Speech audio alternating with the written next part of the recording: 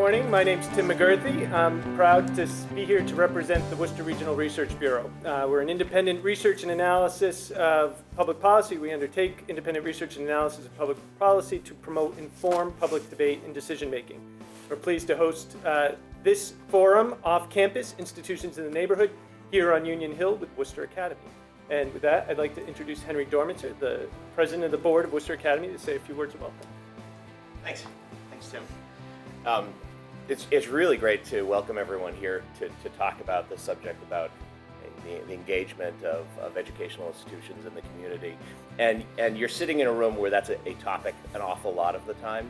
And it was a topic when Tim was with the city, and we were speaking to Tim, and Greg Baker's here with the city as well. I don't see you at the moment, Greg, but so I'm real excited to have this discussion, and I'm very excited to hear how the panelists think about balancing the needs of an enterprise and running what's essentially a business of sorts, maybe a nonprofit business, in a neighborhood and contributing to that and being a vital part of the community and turning out students who are also going to be part of the community. And I think that's exactly where institutions have to think of themselves today. So I'm looking forward to it. I'm very happy to welcome you all to the newly renovated Walker Gallery, and take it away. Thanks.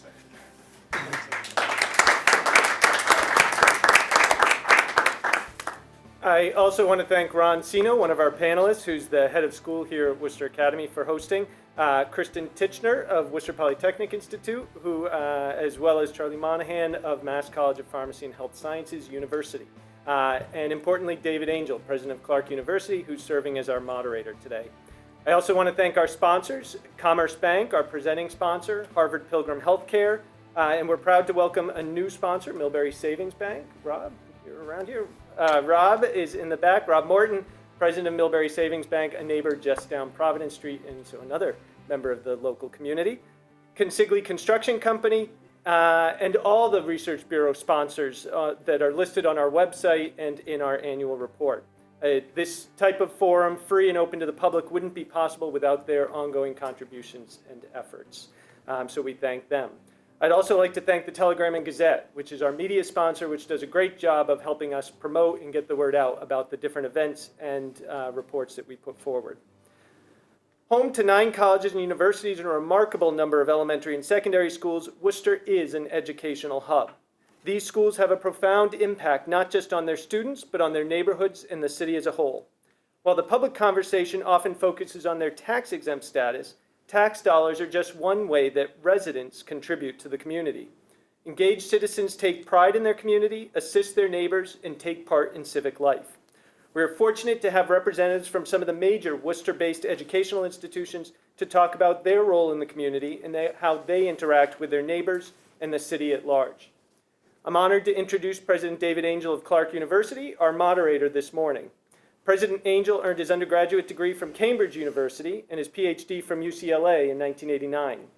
He joined the Clark faculty in September 1987 and holds an academic appointment as professor of geography, specializing in economic geography.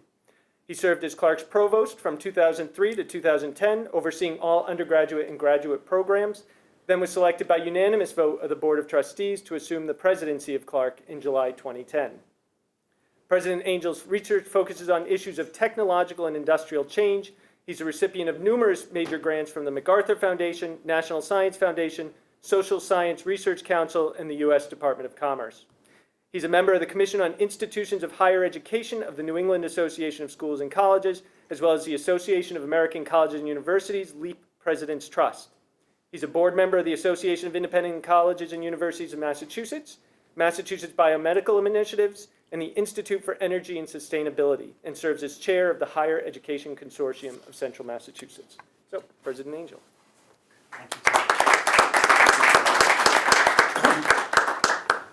Thank you, Tim. Good morning, everyone. You're very brave coming out this morning in our early winter, but it's great to see all of you here, and thank you for joining us. This is a topic that is certainly very close to our hearts at Clark University. In many ways, I could say it has come to define much of what Clark does in the world today.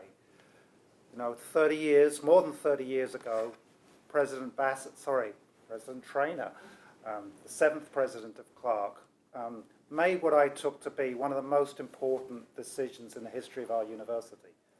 He had come to the conclusion that Clark University wouldn't prosper unless the neighborhood and the city that we were a part of prospered as well. And he had the foresight to recognize that one of the features of universities and schools was that we're around for a long time, right? We're in neighborhoods for a long time. We really aren't going to go anywhere. So it really is in our interests to ensure that the communities that we're a part of and the city as a whole and the region are successful in that regard. That took visionary leadership, frankly, and I give Dick and Polly Traynor tremendous credit for their vision and their commitment to this project of establishing a partnership with the Main South community where we're located, and more generally taking on the responsibility with so many of you for ensuring that the city and the community that we're a part of thrives in this regard.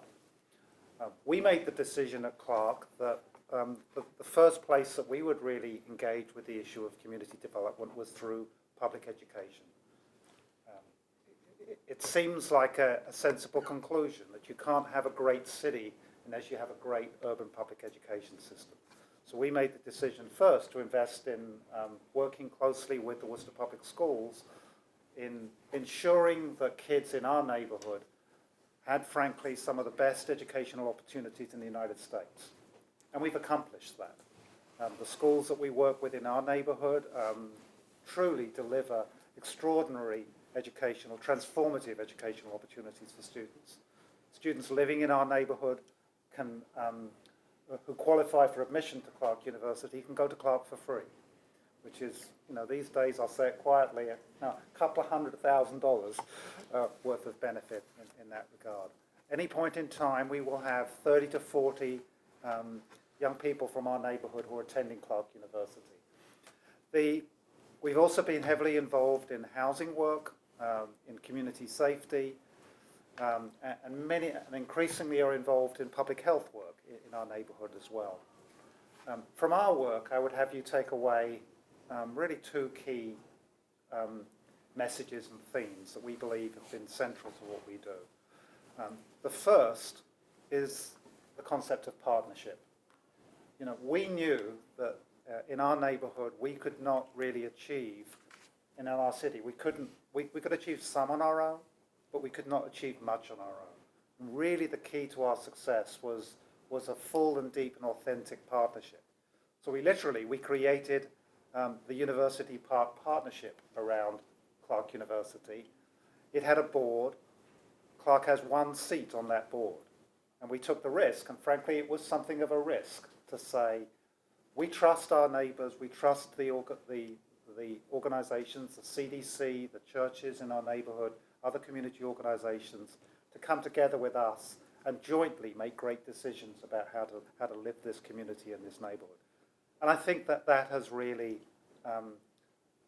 proven to be a good guide star for our work in the community, this notion of partnership, that you can do so much more when you're collaborating authentically with the others. So that was one key takeaway from our work. The second is that our involvement in this community has changed Clark in a way that we did not anticipate and imagine, and it has been wonderful. In some sense, the possibility of engaging on a difficult problem. In our community, we face difficult challenges in education, in healthcare, in economic development, job creation, and frankly, they're challenges that the federal government, even our state, has failed to effectively confront and move forward. I'm getting into difficult territory here, aren't I? As aggressively as we might. But we have done great things, and the we is everyone in this room, in this city, in this neighborhood. And that notion that if you bring together your talent, your creativity, the strength, the commitment of great institutions, whether they're businesses, schools, universities, non-profits of one form of stuff, we can actually do things that resist resolution at different scales. We can do things in our neighborhood. That lesson that accomplishment is now almost part of our DNA at Clark University. And it's something that has lifted our university. Students come to Clark because of what we stand for. And we are a stronger, healthier institution because of our work in that regard. So those are two key takeaways from our work. Now I'd like to introduce the first of our panelists, Ron Sino, head of school here at Worcester Academy. And Ron, I'm glad to be back here. My son was graduated from Worcester Academy, got a great education here, so all proud of this. But if you would talk a little bit about your work and the school's work and Union Hill. Absolutely. Thank you.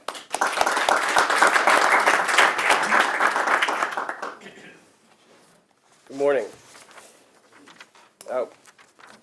We're proud to be here. We're proud to be hosting this event here today. I mean, we've embarked on an inspired mission, I think, over the last several years. Our hope is to make ourselves into the best urban independent school in the country. That's been our aspirational statement. It's one that we've worked toward for a long time in many different ways. We've drawn inspiration, of course, from our desire to educate our students here at school, to inspire our adults to do amazing things with their passion for education. But we've also drawn inspiration from institutions like Clark and the other panelists here, because we've seen the bigger purpose of what we can do as a school based on the work that they've done as well. So it's an honor to be sharing a stage, so to speak, with this group of folks here today. I was asked to address two questions, and of course I will promptly change both of them slightly to suit my needs. But one of them was, what are the challenges for Worcester Academy and Union Hill? And I would rephrase that to suggest, what are the challenges and opportunities here on Union Hill? And how do we engage high school students with the community? And I would suggest, how do we engage all of our students with the community, high school students, middle school students, and here at Worcester Academy and beyond. I think the challenges here on Union Hill have been well documented and well identified at different times. Safety challenges provided great opportunity for us to engage with, not only with the city, but with the police department and with our neighbors at Oak Hill CDC and Union Hill School and others to think about how we might create a more safe environment here.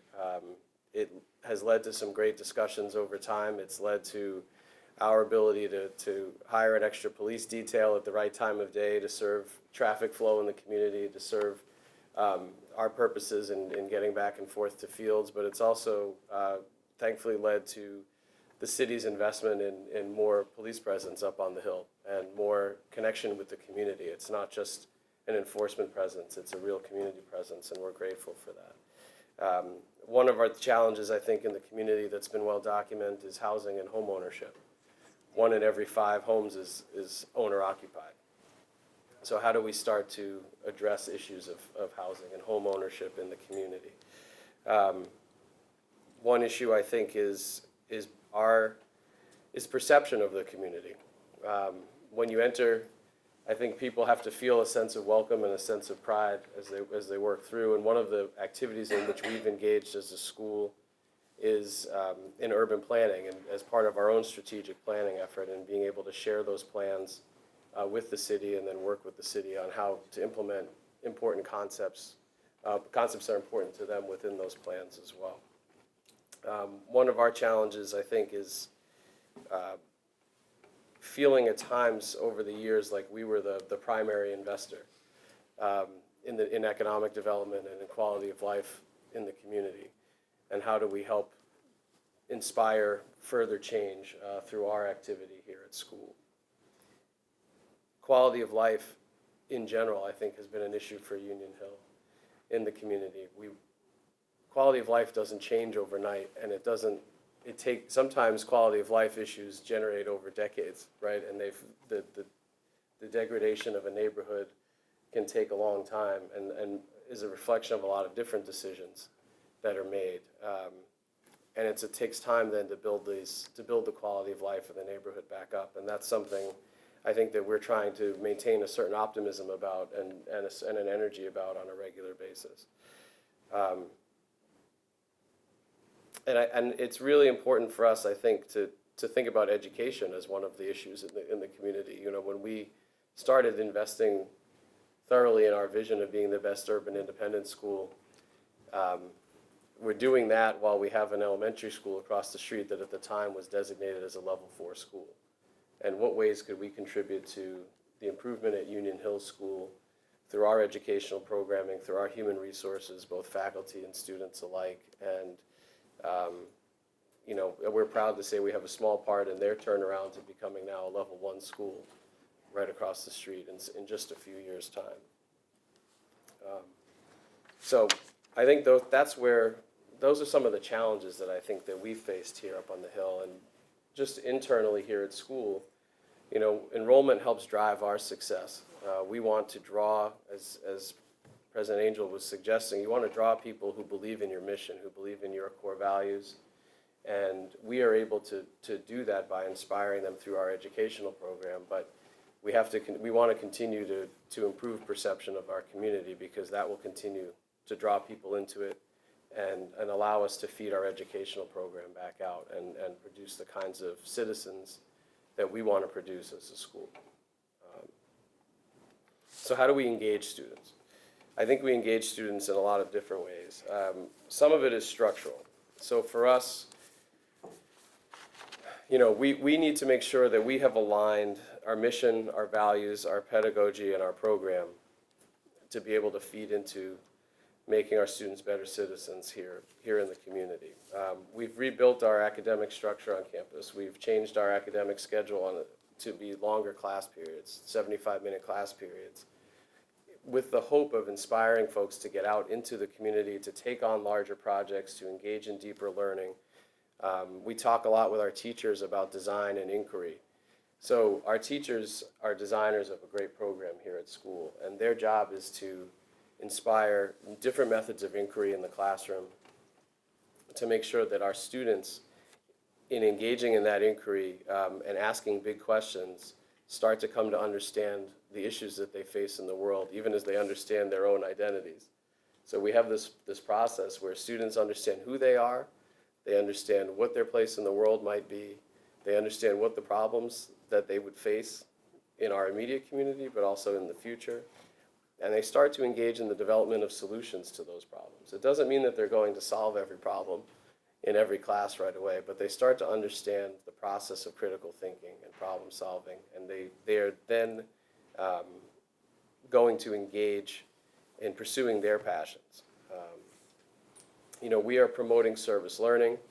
At school, we talk a lot about real-world education, but we also have to demonstrate our priorities in different ways. One of our leadership team conversations has been around fundraising at the school.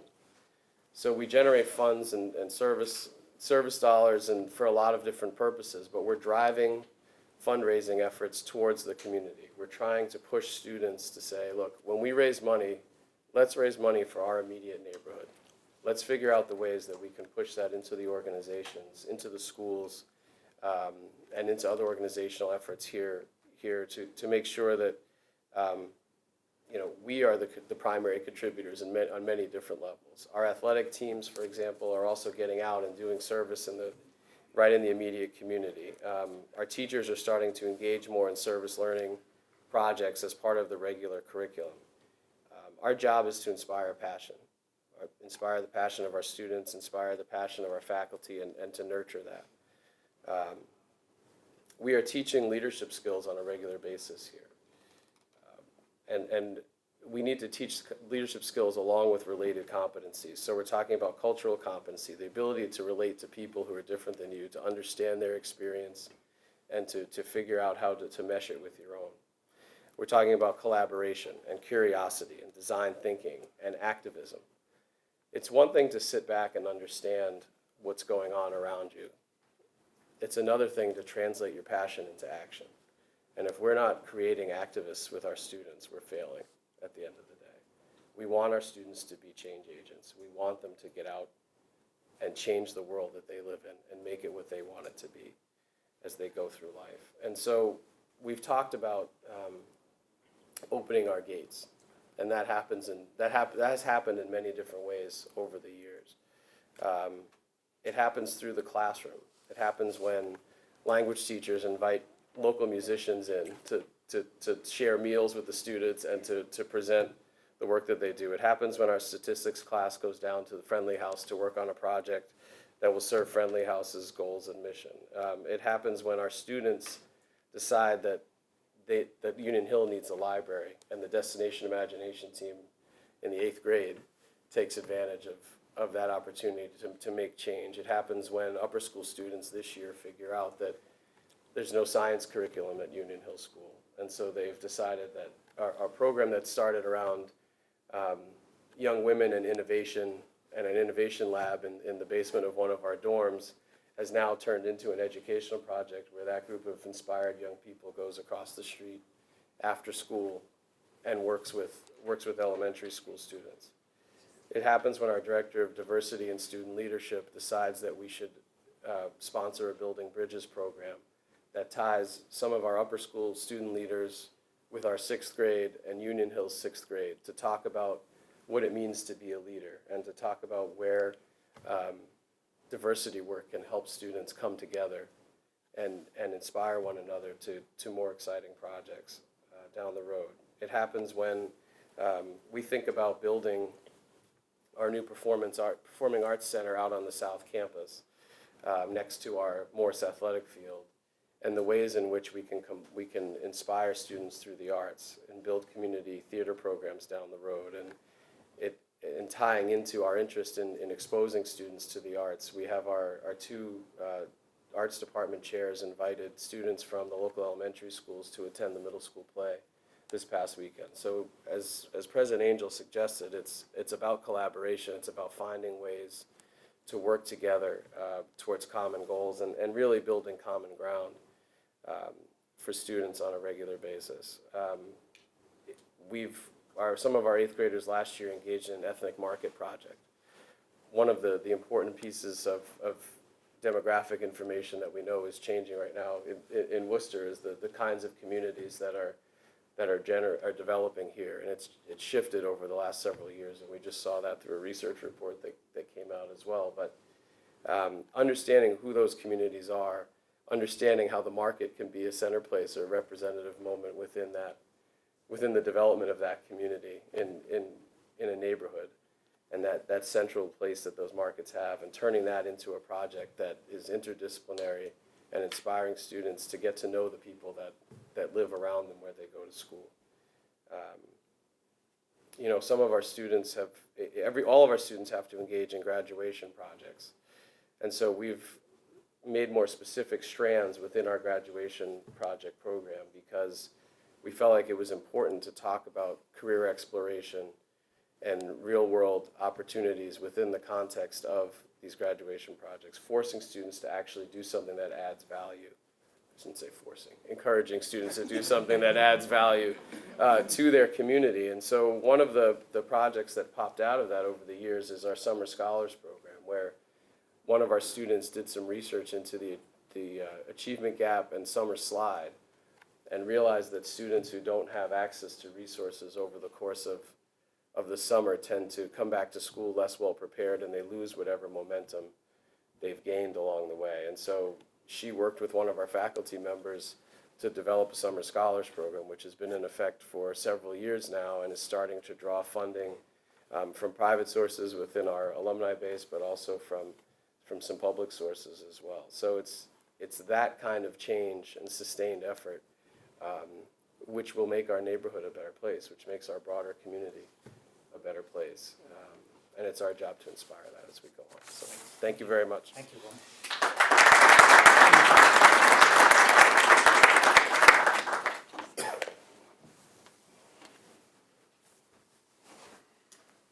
So one of my key takeaways from that was that at Worcester Academy, the issue of connecting the school to the neighbourhood has actually reached all the way down into the academic program and into the values of the institution. But this isn't something that is, if you like, outside of the gates just physically. This is inside of the gates, both physically and metaphorically, in terms of the direction of the school in that regard. We'll come back to that when we come to our discussion part of our program. I'd like to ask now President Monahan to give some remarks. I was at a meeting with one of Charlie's lieutenants yesterday, and he said something like, our main campus is in Boston, and I said, yes, but your flagship campus is in Boston. Good morning. Good morning, thank you for inviting me. Oh, I guess it's working, good. Just to, I guess you're gonna ask me a bunch of questions, which I'll be happy to answer, so just to give you a little something, history about the school. Mass College of Pharmacy and Health Sciences has been in business for 192 years in Boston. We're the oldest college or university in the city of Boston. Harvard's in Cambridge, so we have that distinction.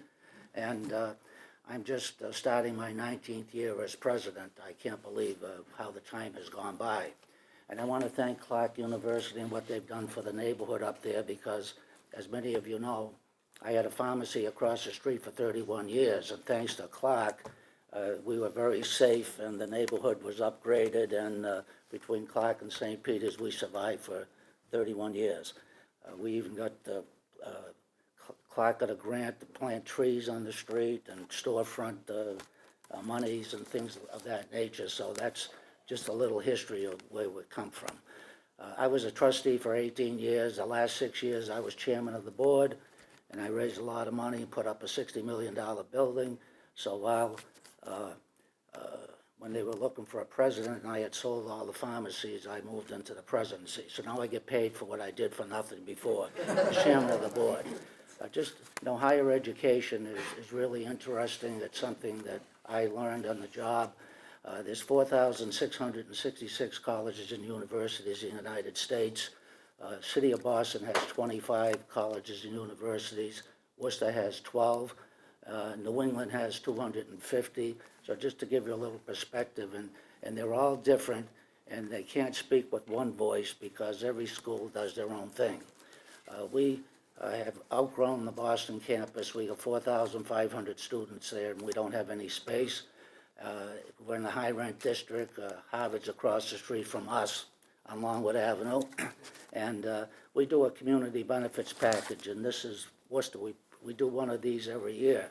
And it tells you all the things our students do and all the money that we gave to different charities and other things. And we do that for all three cities. So we're working on, you know, in three cities. In Worcester, we have the city council and the mayor. In New Hampshire, we have the alderman and the mayor, and in Boston, we have the mayor, and they're all different to do business in. And you know, when we outgrew Boston, we looked at other locations, and we chose Worcester not because I live 5 minutes from the campus, but because Worcester is rich in its biotech and medical. Worcester used to be a mill town. My father used to work at Crompton Knowles, and look how the city has changed. And we came in 2000, and you know, it disturbs me to hear people down on Worcester.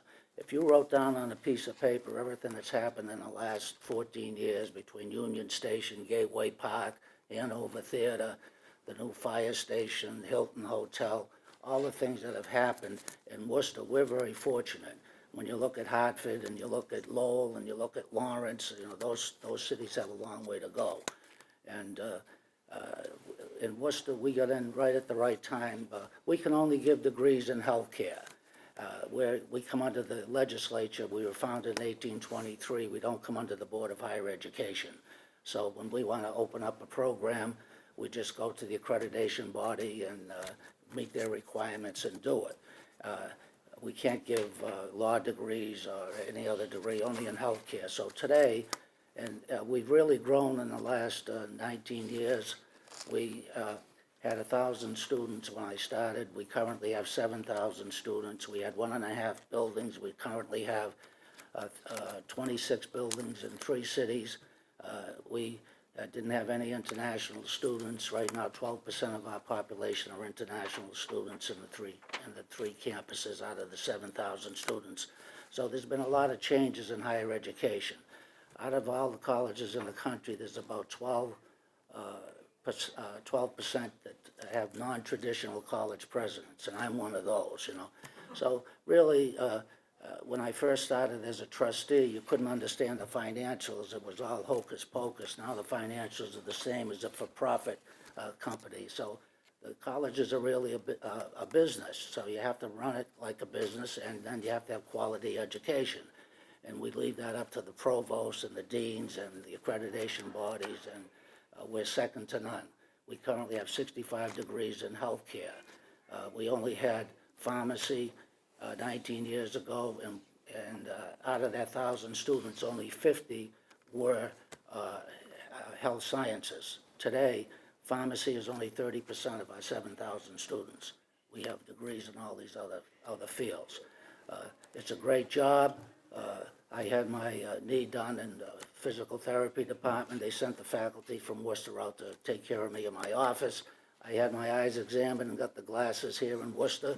We have the 21st School of Optometry in the United States right at 10 Lincoln Square. Physical therapy, then I had a full body scan in our ultrasonography department, so I'm in pretty good shape. Those are the benefits. But, you know, our Worcester, but we're here today to talk about Worcester. And, you know, we've been very successful here. We currently have 1,800 students. We also have MCPHS Online, a building on Mechanic Street. We have 400 students taking a full baccalaureate or master's degree, and another 1,300 taking courses here and there. That's supplemental. That's not our main focus is online. We have a family nurse practitioner program online, and they only come to Worcester 3 weekends in 2 years. So the first weekend they came, I was invited down to address them, and I looked at all these young women. There were no men there. There were 53 nurses from 11 states, and they all had our white coats on and our lanyards and pinning, and they were here to get their family nurse practitioner degree, which is one of the hottest degrees right now, that and physician assistants. So in Worcester so far, we have 9 programs, and we have a lot more programs to bring here, and we certainly have the support from the community, and we have the physical plants to do that. We have plenty of space to grow, and Worcester and Manchester is where we're going to grow, as I said. And we came just to tell you about health care. You know, people are living longer. I'm still working at my age, and that was a joke. Worcester was the 82nd School of Pharmacy in the United States. There are currently 150. We had 6 physician assistance programs in New England, and we own 3 of them, Worcester, Boston, and Manchester. There are 8 new ones now. So healthcare is where the action is. Out of the 7,000 students I was mentioning earlier, 70% are women. So women are going into healthcare. That's where the jobs are. And, you know, the private education today is, you know, Moody says that half of the private schools will be out of business in 15 years. And you can see where the federal government and the state are pumping all their money into community colleges and state colleges and universities. And, you know, they're not paying attention to the arts and sciences. You know, I guess they don't want students to be educated just to get a job. So they're missing the boat there. In Worcester, all of our students, the 1,800 students, all have a 4-year college degree. And now they're going on to these other things. And really that's the norm. You know, students, they want to go and have a college experience, get a college degree and be educated. And then they focus in on what they're going to do, in a master's, a PhD, or whatever. So I could be up here all day talking. I'll answer any of your questions. But, you know, I want to thank the Worcester community because by working in partnership with the city administration and other agencies, you know, in 14 years, any nonprofit government agency that wants to use our facility, it's been open. I would assume that almost everyone in this room has attended a meeting at one of our facilities. We've never charged anyone. There's about 200 charities in the city of Worcester, and we get solicited by all of them. And just last year alone, I had to say yes to 48 of them and say no to 60 of them, which is very difficult because, you know, they add so much to this community. So we participate, we're here, we have 250 jobs. We certainly support the community. ACOM did a report when we first opened the school. 400 students contribute $10 million in spending to a community. That's in books and tuition and living expenses and clothing and gas and everything that they do. So 12 colleges, we work together with the Higher Education Consortium of Central Mass. They're located in one of our buildings, and the 12 presidents get together, and I think we add a lot to this community, and I really have an appreciation for higher education now that I've changed positions. With that, I'll be happy to answer any of your questions. Thank you, Charlie.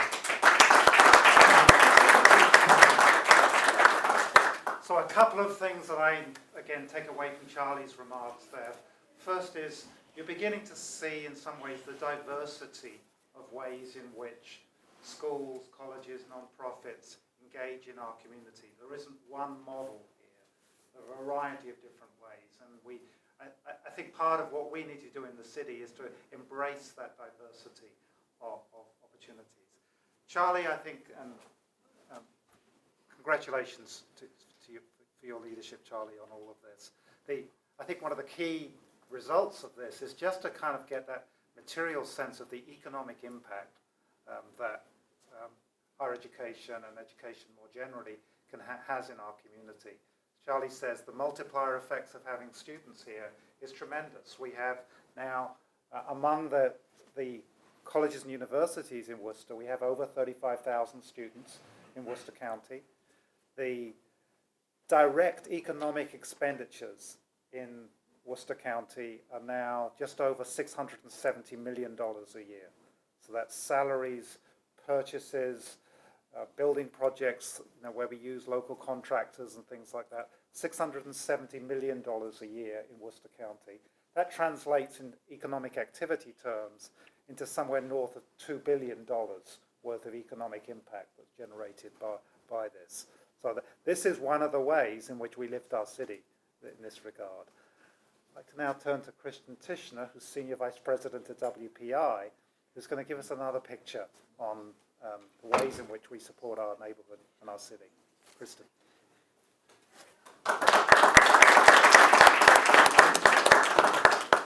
Thank you, David, and thank you for this opportunity to join you this morning. I feel like I am amidst kindred spirits. This is a topic near and dear to our heart at WPI, so I'm excited for the opportunity to hear firsthand from the distinguished panelists, and I feel as if there are a lot of shared goals and expectations, the desire to create some cultural competency in our students, the desire to invest in urban development, the importance of giving back to the community in which we all reside and work. I will share a little bit of a personal background. This feels like old home week to me in the sense that before I joined WPI in 2000, I served under President Traina and President Bassett at Clark University for a lucky 13 years and received my master's degree at Clark, and then had the pleasure of interacting with Ron as a colleague back in my college admissions days. I've worked with Jim, so it's kind of fun to see familiar faces on these occasions. My charge was to talk a little bit about WPI's investment in Gateway Park, which has been fabulously successful, but interestingly at the time struck us as a huge risk. So at that critical point of trying to decide whether or not we were going to make that level of investment, it was not at all clear that this was going to be prudent. So that's been an interesting journey. And I'm going to talk a little bit about WPI's very specific focus on developing a social conscience within our student population. I'll proceed carefully because a member of our faculty is sitting in the front row, so Oleg is in a position to agree or disagree with my comments. And I should ask for a show of hands. Are any of you engineers? Oh, good. Okay. So We don't have a robot in the room. So, as many of you may appreciate, we have an extraordinarily talented student population. These students are, in the local dialect, wicked smart. And they typically know the right answer to the 1/100th of a point. So we celebrate that sense of knowing the right answer, and yet one of our jobs as educators is to get them out of their comfort zone and to help them develop the cultural competencies that Ron was talking about, and help them understand that if they're going to be leaders, they actually have to make sure that those technological solutions work and that there are people who will benefit from those solutions. And to that end, a lot of the work that we have students doing through the Worcester Project Center and out in the world doing the interactive qualifying projects, which basically take students, crowbar them out of the classroom where they always get the right answers on those standardized tests, and put them in real world situations where they have to talk to people who don't share that technical expertise and figure out whether or not those theoretical solutions will really and truly work and add value. And in that regard, our relationship with the city of Worcester, with the local community, is absolutely invaluable. We recently conducted a longitudinal study of our alumni. This group, given the Worcester Research Bureau focus this morning, will appreciate the value of research. And what we found was really interesting. Alums as far out as 20 some odd years said absolutely these real world project experiences that we did with living, breathing human beings in communities around us definitely helped us in terms of our professional careers. We got a lot of good learning. It really challenged us professionally. They felt it gave them a competitive edge when they launched their careers. But the surprising takeaway was the extent to which the students, the alumni, I should say, commented on how it changed their lives. And what they said was, it actually made me a better person. So these were individuals who expected to be challenged academically and professionally, but ended up, in retrospect, greatly appreciating the character development that went along with those experiences. So it wasn't until they were taken off campus, out of the classroom setting, interacting with people who needed desperately the benefit of their science and engineering expertise that it really hit home and carried value that they feel grateful for to this day.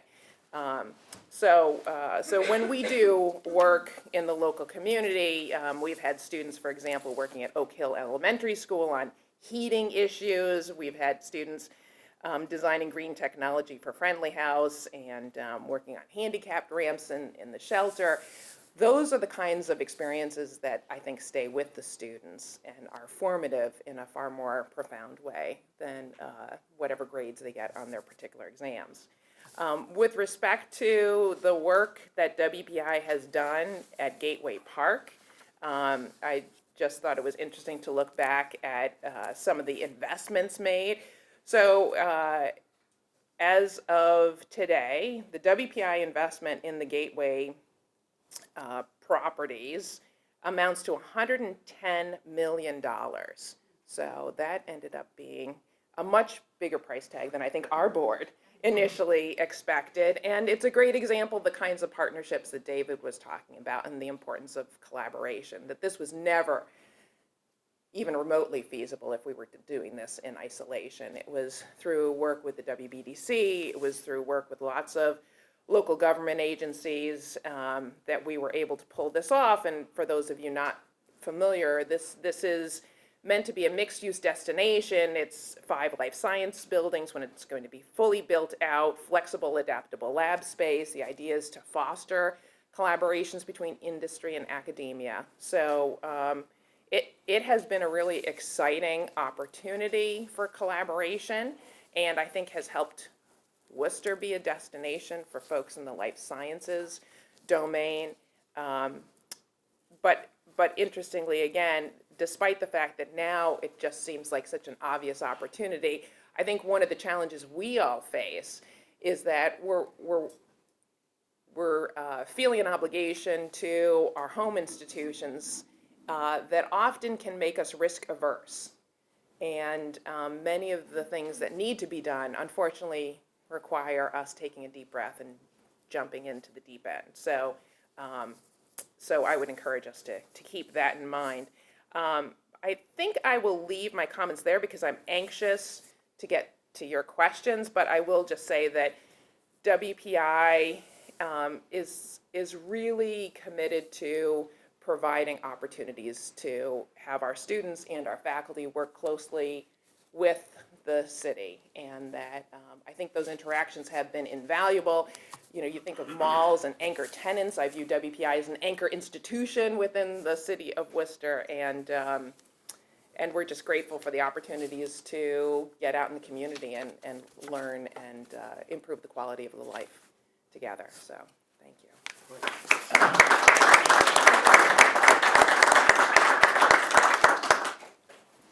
Thank you, Kristen, and thank you to the other panelists as well. We're going to move now into a dialogue with you around these issues, and let me just try and frame it broadly for you from my perspective, and then we'd love to get your questions, but also your comments back to us on ways in which you think we could go further, make a even larger impact on our community in this regard. You know, when I follow the issues of the role of organisations like those represented at this table in our community, and the question that is before us on today's panel about institutional neighbours in Worcester County, in the Worcester community, it often starts with the lowest denominator, if you like. You know, oftentimes I'm asked about how our town-gown relationships between Clark University and our immediate neighbours in that regard. That's oftentimes where a conversation begins. It then oftentimes transitions into the question of whether we are carrying our fair share of the finances and the costs of operating this city. It leads into a conversation oftentimes about pilot payments, and also a dialogue about how we value things like the contributions of volunteers in the community in this regard. One of the things that strikes me, and I think I'll play off of your comment, Kristen, about anchor institutions, is that when we are at our best, the conversation, though it may start with town-gown relations, and then gravitate perhaps to the question of the economic role of colleges, universities, schools, and other non-profits relative to that. When we are at our best, the conversation then takes another step, which is to really ask the question, what at the higher level are the ways in which non-profit institutions such as our own truly make a difference in our community and in our neighbourhood? And we make that, as I hope you've seen from today's panel, in so many different ways. Some of it is just direct economic development. You know, downtown would not be the same place it is now, Charlie, without your work in this regard. Union Hill and the schools that you collaborate with wouldn't be the same place in this regard. The north end of Main Street would not be the same place economically without the risk-taking that WPI took in that regard. But we also see it in terms of like the ways in which we strengthen K-12 education in this city, the way in which we invest in other non-profits, Boys and Girls Club, YMCA, all these. We also see it in terms of the talent. So all of our institutions are all these wicked smart engineers that we hope will actually stay in Worcester and central Massachusetts and start businesses here and create another cycle of economic revenue. So from my perspective, what I would ask of our community is that we in some sense have the capacity to kind of think about this relationship at that higher level of the multiple different ways in which that is happening. With that as a context, how do you think we're doing? What are the ways in which, as members of the community, you would like, you think we would might put new things on our radar scope, or different ways in which you think we can be even more effective. Because frankly, I believe that the institutions represented here have done a tremendous in serving neighbourhoods in our city. So how can we do better? We'd love to hear from you, and also to field your questions. And if you don't have questions, I'll ask some questions as well. But we'd love now to move with that.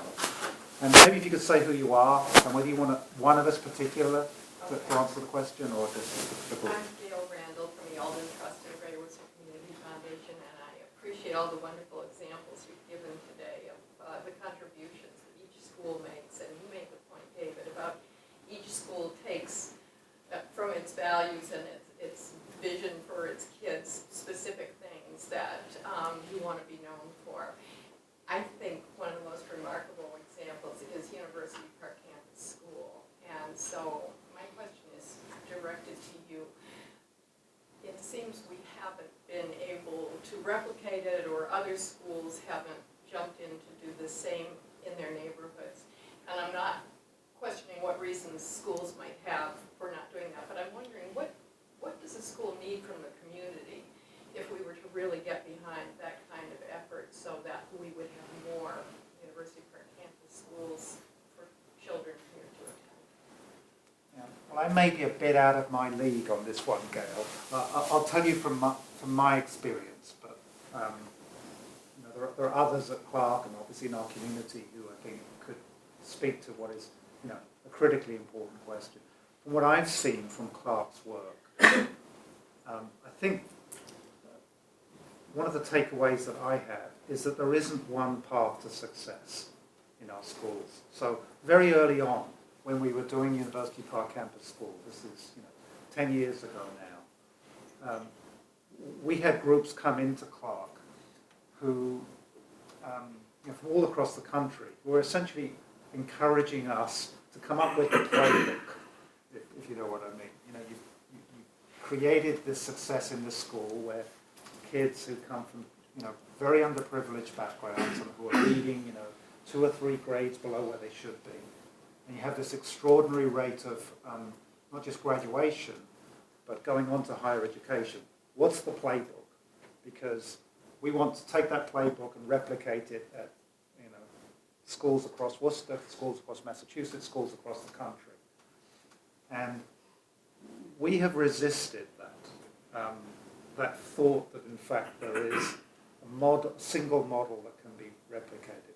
So the work, for example, we're doing at the old All School at Claremont Academy, we in some ways are taking some lessons from University Park Campus School, such as the question of high expectations, and certainly the involvement of families and the community in this. But we're also seeing, even in that school, which is 600 yards away from University Park Campus School, there's a different dynamic that exists in that school, and perhaps some different kinds of solutions in this regard. So it may feel like I'm dodging your question a little bit, Gail, but my own experience is that we need to look for multiple solutions that fit even particular individual school cultures, which include things like, what is the turnover of kids in the school? If it's high, you maybe need different kinds of solutions than if it's a more stable neighborhood population in this regard. Are there specific things though that the community at large could do to support these kinds of efforts that maybe hasn't catalyzed it? Well, I'll give you one thing, and I was at coincidentally, I was at a talk yesterday given around citizen schools that you may have heard of. And citizen schools were active in Worcester for about 5 years in this regard. Citizen schools is a group that has demonstrated tremendous results in improving the academic performance of middle schoolers by showing that let me take one step back. Folks who come from families like my own, and I bet most of the folks in this room, we invest a lot of time in our kids' education. We make sure they get to sports camps. We take them to music lessons. We sign them up for the robotic camp at WPI, and we have them come to Worcester Academy over the summer, and all these kinds of things like this. And it's almost become the norm for, it's almost a shadow education system, frankly, that exists around a school. What we see for many kids coming from low-income backgrounds and transitory backgrounds is that they do not have that educational support. And if the community and the neighbours and volunteers can provide it, you can get extraordinary results in terms of academic improvement, particularly for middle schoolers in this regard. So I think, and that involves things like mentoring kids, volunteering in schools in one form or another, and giving schools and kids inspiration for what they do. There are so many ways to do that here in our community, right? The Boys and Girls Club, and so many different, the YMCA, different volunteer opportunities. So I would say if there's one thing that I have seen recently that I think all of us could make a difference in schools, it will be to make sure that these kids that don't have those opportunities have folks like ourselves. Imagine if we had 10,000 volunteers in Worcester. We probably got a couple of thousand volunteers in Worcester that do amazing things with young kids. Big brother, big sister, all these different kinds of things. Imagine if we had 10,000 and all of these kids had that support. I think that's something that we could set that as a goal for Worcester, and we could make an extraordinary difference in the lives of kids. Another question. Yes. Okay. My name is Lorraine Laurie, and I live over on Dorchester Street. And Worcester Academy has been my neighbor for 64 years, and I'm very glad that they're here.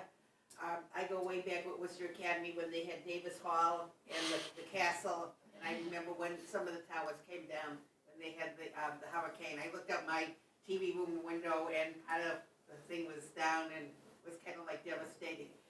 Worcester Academy is a good neighbor. They're a buffer for that part of the neighborhood and this part, because it gets a little rough every so often down that way. And Worcester Academy has always been good at letting us have crime watch meetings and other, meetings related to the city. And they've always provided good hospitality because their cookies are always delicious. And I served on the Union Hill School Council before it went down to level 4 with Ron's wife, Natalie. And I think the biggest problem with Union Hill School came in between principals, because at one time they did have a library dedicated to Mr. Mooney, and where did they get a lot of the organizational materials, the books, and even the carpet? It came from Worcester Academy. So I was glad that Worcester Academy was again available to help restore the library. And they do activities, in the neighborhood. Down right on Vernon Street at number 44 is the former Ascension Church. It's now under the control of St. John's Church, and Father Madden wanted to have a presence in the Vernon Hill neighborhood. So he hired a longtime teacher, Sister Pat Murphy. She's a sister of St. Joseph, and they have the St. John's Ascension after-school program, and it's geared towards the children up at Union Hill School who need help with their homework.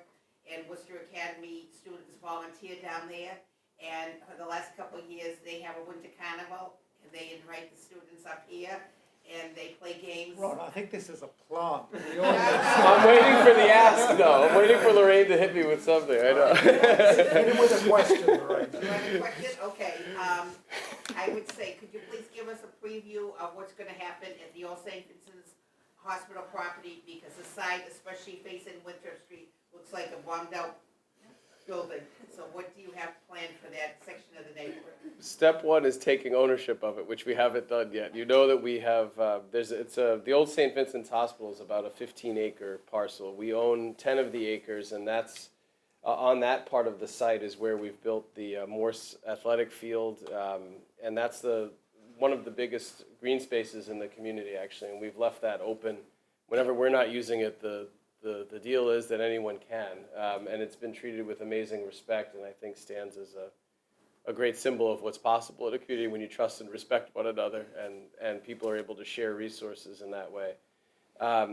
Hopefully by the early spring, we will have gained full control of the rest of the property, which is 3 more acres attached to where Morse Field is and the buildings that Lorraine references and the 2-acre parking lot across the street. 2 buildings will remain from what's left there. One is the Rose Building, which has the cell phone towers on top, and that needs to stay for various reasons right now. The other is the old generator building that used to power the hospital, and that will be our new performance center. So we will, replacing what we had for a black box theater in this building with a higher level facility that hopefully we'll be able to share with the community, and if Tim calls, we can use it for this kind of event again as well. But the other buildings are expected to be demolished, and that process should be completed by the time we take control of the property again, hopefully in early spring. And then we have some strategic and facilities master planning to do with the rest of that space. But we do plan as the focal point for the next campaign, capital campaign, to be proposing some new construction out there as well. Kevin Kassan, Carpenters Local 107.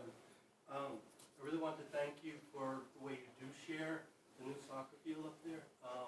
And I really appreciate the way you presented it too, is like it's been respected by the community.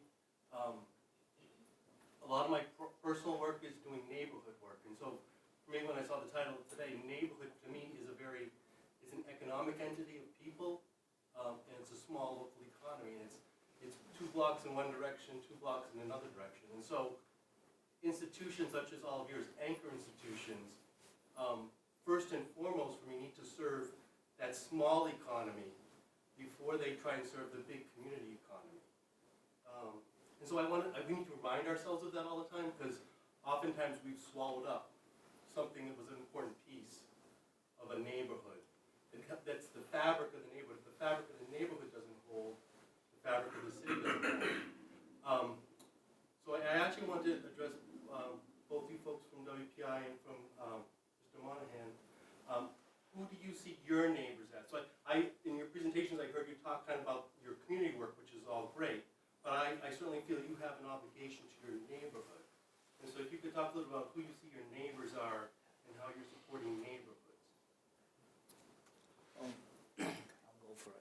Our neighborhood is downtown Worcester, right? And we do a lot downtown Worcester, as I could be here all day, talking about it. But yet we support the whole city, different organizations in the whole city. And our students, we have the second largest school of pharmacy in the United States right here in Worcester. The first is Boston. We graduate 300 pharmacists. And they do a lot with the community, that dean, and they have a whole list of things, community service.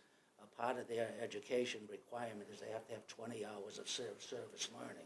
And we have agreements with about 50 nonprofits, different groups, the Worcester School System, the PIP Shelter, where they go out and spend 20 hours and pay tuition to do that. And that makes them better health professionals. In our neighborhood, we work very closely with the other colleges. They've made a commitment downtown to have the office there, the Higher Education Consortium of Worcester right on Foster Street. Becker College is, moving downtown, and they have residents there on the other side of the common. Quinsigamond College is making a commitment there. So I'm very much interested in downtown Worcester. When we started, one of the biggest assets Worcester has is their foundations. And I'm not saying that because the Alden Trust are here, but we started with 90 students in one building. And the Alden Trust and the other foundations all, gave us a financial incentive, and that really helped the trustees to look more closely at Worcester. And today we've spent over $350 million on capital and operational expenses, and we've grown, and thanks to, that. So, and I know the foundation were very much interested in downtown Worcester also, plus the construction jobs that we've created, as well as the other institutions. However, we only have 450 beds, and our students, average age is 28. Some of them are married. They come from 44 states. We have 100 international students, and they lease space all over the city, so we're very much involved in the city. Whether it's the Hanover Theater, I think, people have to hear the story of what the institutions do for the city, not just say, yeah, but they don't pay taxes. When the Hanover Theater started, they asked each college or university for a $25,000 grant. We did that, and most of the others did that too. They just had a second round, and we committed to another $25,000. The skating rink in the Common, since that opened, we worked with Mike O'Brien, and we give them $10,000 a year to do that. We just committed another $10,000 this year with Ed Augustus. So, people have to realize,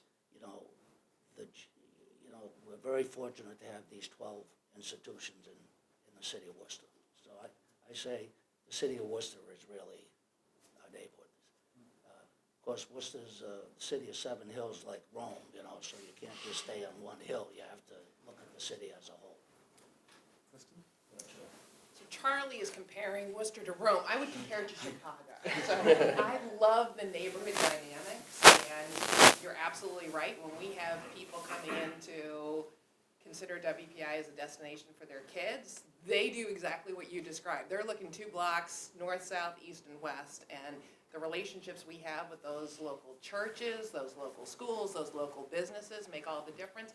And frankly, that's where our faculty and students feel most connected, because they don't zip in from Brookline every day. More often than not, they're coming from closer to campus. So we try to open the campus community as much as we can for whenever we have speakers. We had some inaugural festivities you may have heard about last weekend, and so there were lots of things that we were making available to folks at large. We're involved in local neighborhood organizations. I think there are other ways that we can try to improve the quality of life in the neighborhood. So case in point, building the parking garage took a lot of cars off the street. So we recognize with all the people driving to campus between students and faculty and staff, that can add congestion, and trying to create a space for people to park their cars so it doesn't interfere with the neighborhood is a step in the right direction. I will say we have lots of neighborhood leaders as part of our campus community, including on the board.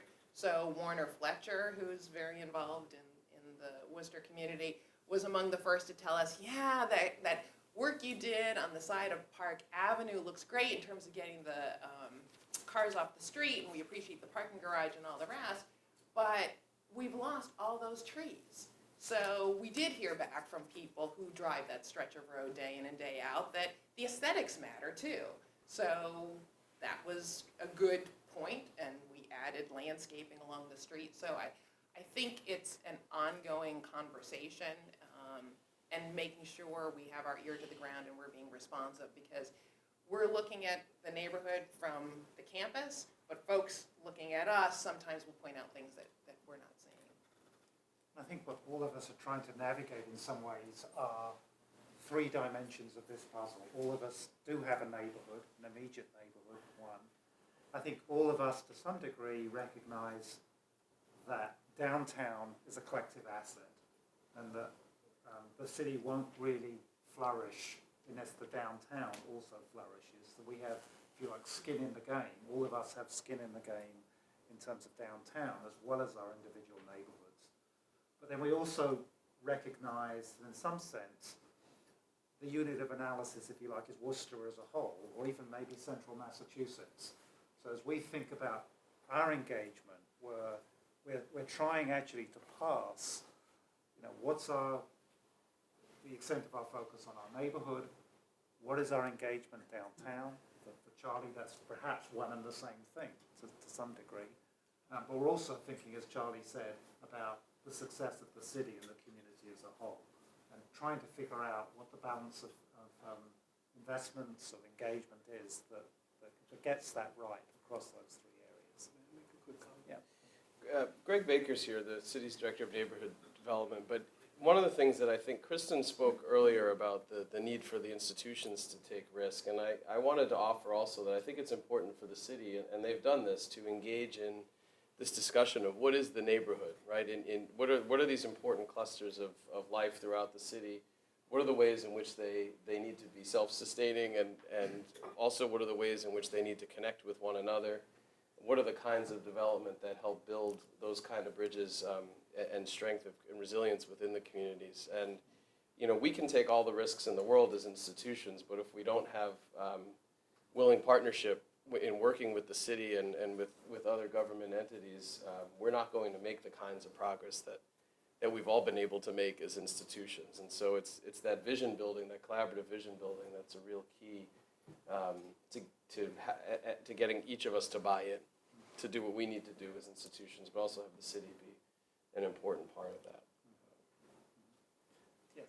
Hi, Victoria Waterman, Girls Inc. of Worcester, and I feel very compelled and inspired to add to the conversation where we are a very grateful and proud participant of the services that you offer, each and every one of you in the community, and just wanted to point some of those things out. I know Clark and WPI are host sites to our 5-year capstone STEM program, where you host our middle school girls on your campus, and your students and faculty present to our girls, and that's been life-changing for these girls. Mass College of Pharmacy is in our building providing experiences with their career journeys and just experiences, and I didn't realize that 70% of your students were women, and so there's a great alignment there for them to be great role models for our girls. And Worcester Academy, our relationship is growing every day, and their students are working on a project for Giving Tuesday where they're raising money in order to send girls from Union Hill to Girls Inc. down the road. So I just felt compelled to share some of those examples, and take the opportunity to say thank you. But I will ask you questions. So David, this would be to you because you raised the point.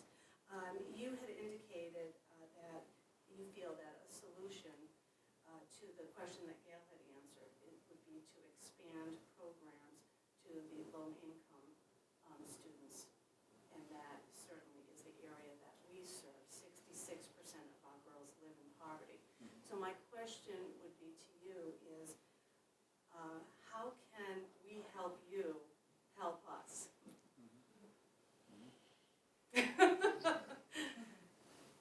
Yeah, well, I actually thought Ron dropped a very nice clue about that. That we actually, and I'll put it in my words. Ron said something like, if we're going to take a lot of risk, we need others to take on risk as well. And that it can't be a one-way street, if you like. The same thing is true, I think, in terms of other dimensions of partnership.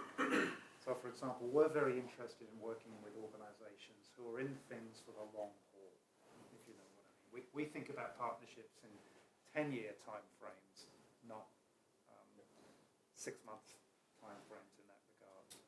And we need institutions that have their own internal capability to partner with us effectively in this regard. So one of the things I worry about, for example, in the city today, is that some of the important non-profit organizations themselves, whether they have the wherewithal in order to be long-term partners with us in that regard. So I think as a community, we need to make sure that some of the organizations, such as your own and many others in our community, are going to be in a position to be effective partners with the colleges and the schools and the universities in that regard. And I worry about that in these difficult times, are some of these important partners for us really going to be able to be strong, effective partners? Because you can't expand unless you have great partners. And I don't think in Worcester we need to be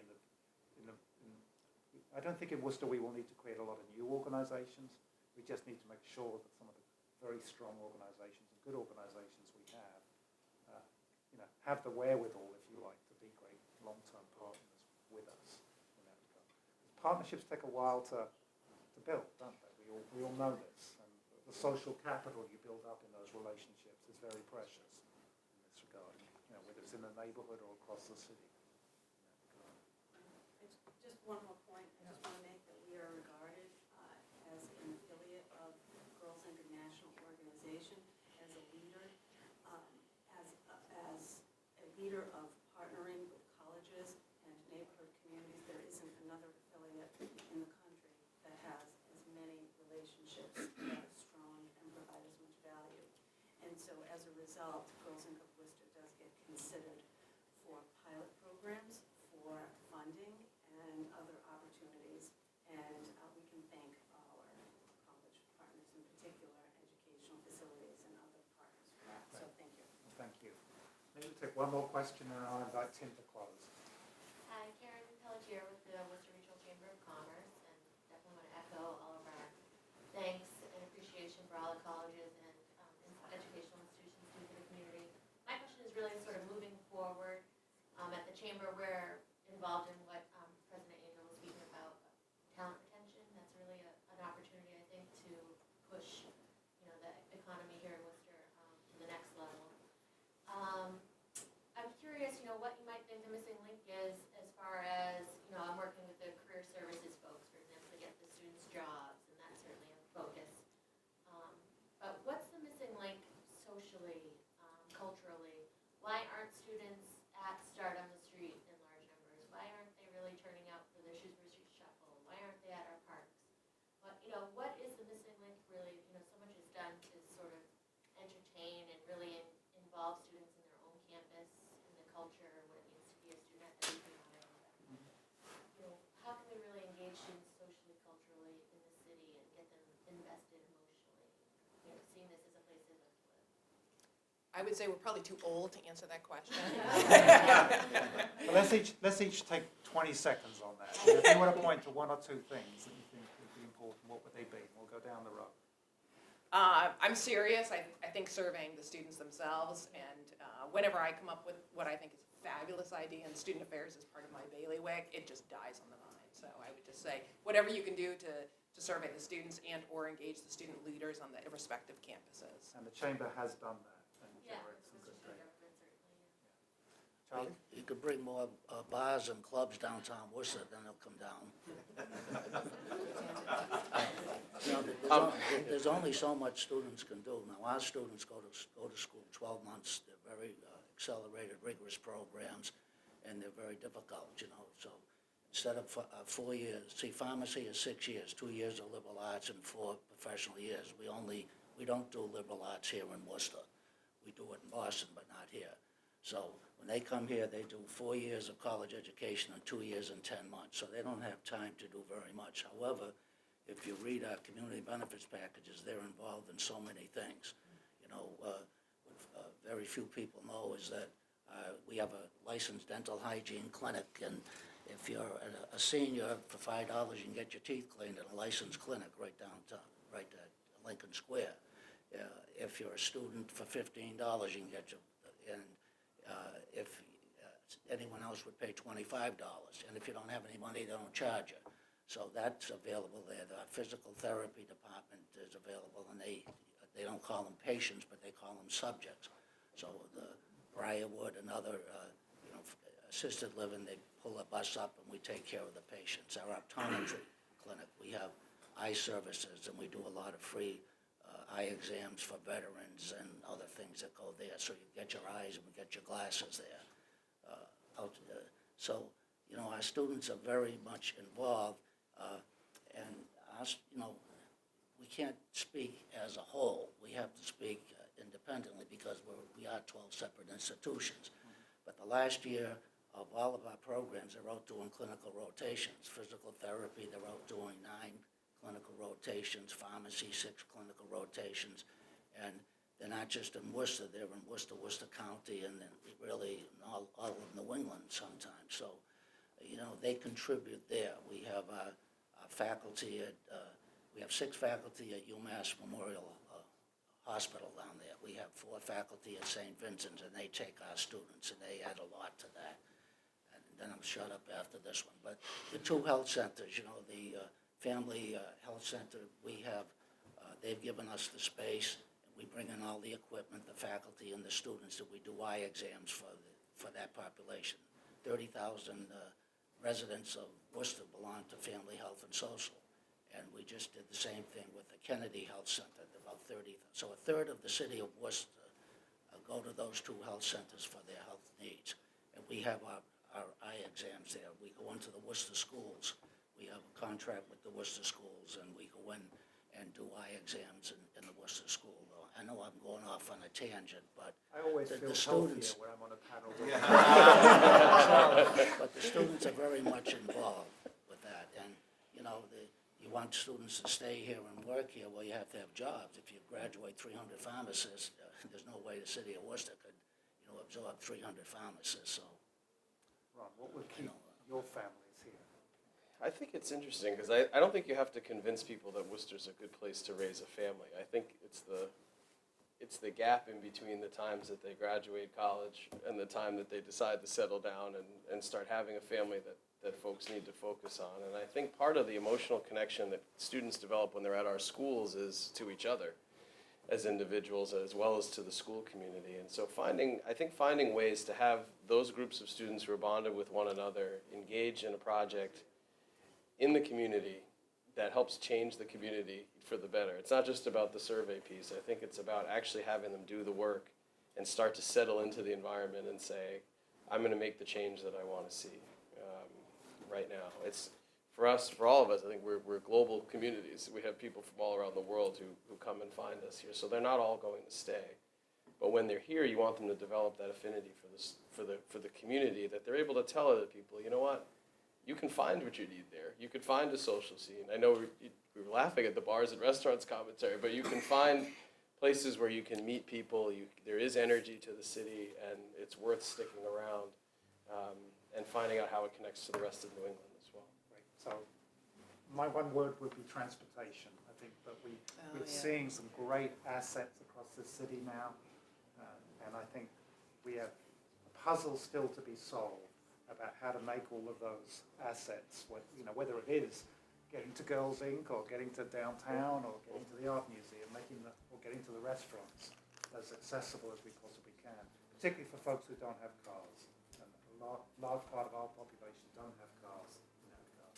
Tim. All right, well, thank you very much. President Angel, consider this your board duty relieved, and all of you, thank you. This is part of your civic contributions. But we really appreciate your contributions, your input here. This is a conversation we will continue. Eds and meds make up 40% of the Worcester economy. They're incredible assets to the city and to the region, and it's something the Research Bureau will continue to follow. Speaking of items we'll continue to follow, tomorrow we have a forum on Ebola and public health, how the local community is prepared to handle a public health crisis like Ebola, since it's so in the news. So please join us tomorrow at 4:30 at the DCU Center. We're also looking again at public education. On December 3rd, we're having a second half of a forum on public education funding. How do decisions get made at the local level in terms of where to put dollars for education? And then also on December 8th, we'll have a forum on the Common Core educational standards and how are they playing out here in Massachusetts. I would put in a plug for the Thomas S. Green Public Service Awards. We're looking for nominees for public employees who go above and beyond, the unsung heroes. So if you have a public employee or public employees you've worked with that you think deserve recognition, please go to our website, wrrb.org, and you can get the nomination form and submit. And all of our reports and future events can be found at WRRB as well. So please, thank you very much for coming. Glad you're here. Continue.